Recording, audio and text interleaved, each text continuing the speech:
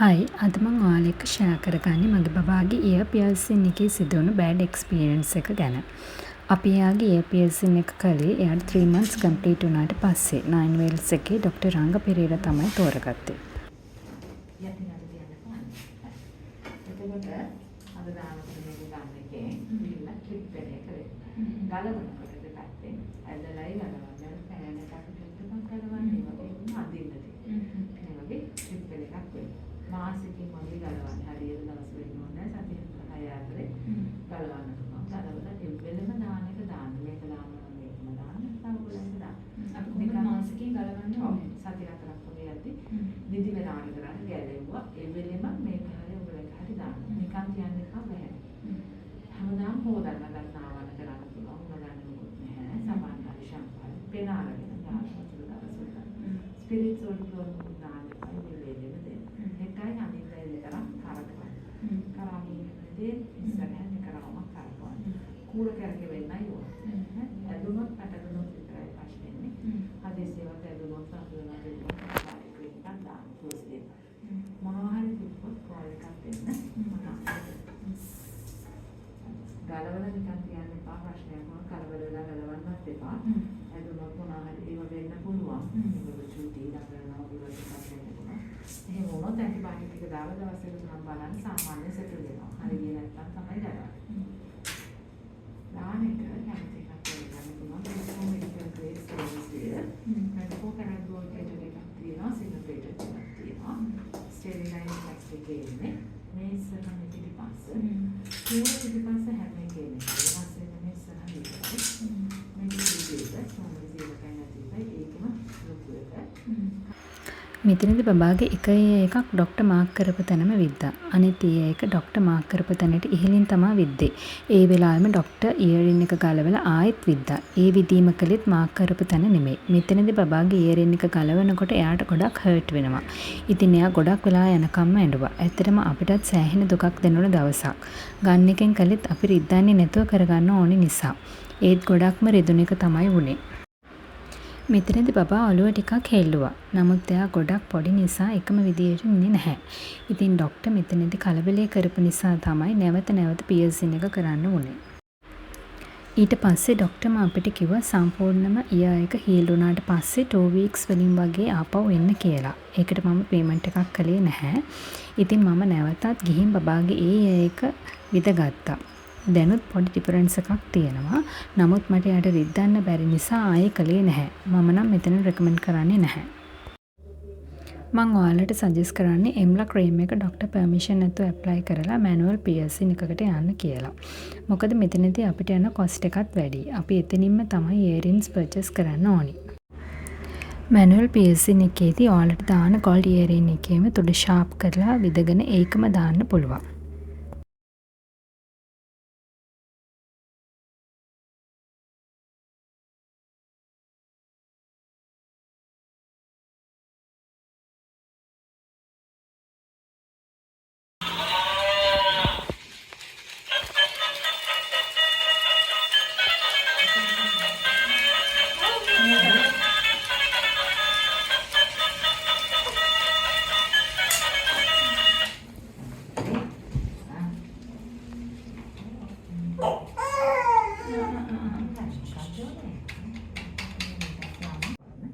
ගෙදර ටියුෂන් තියෙනවා. ඔව් තියෙනවා. ටියුෂන් එක අවශ්‍ය නැත්නම් මේ පැත්තෙන් දැන් ස්ටෙරිලයිස් නෑන සියල්සියක් නේ.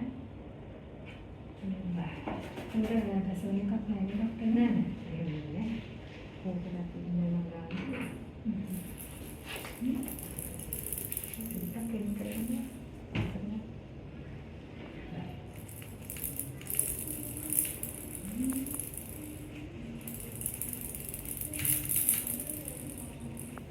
ඊළඟ දෙපාරක් නෙමෙයි උඩින්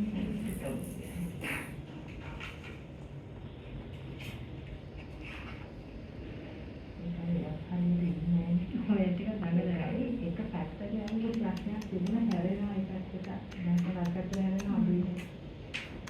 ඒක කරවල දාන්න.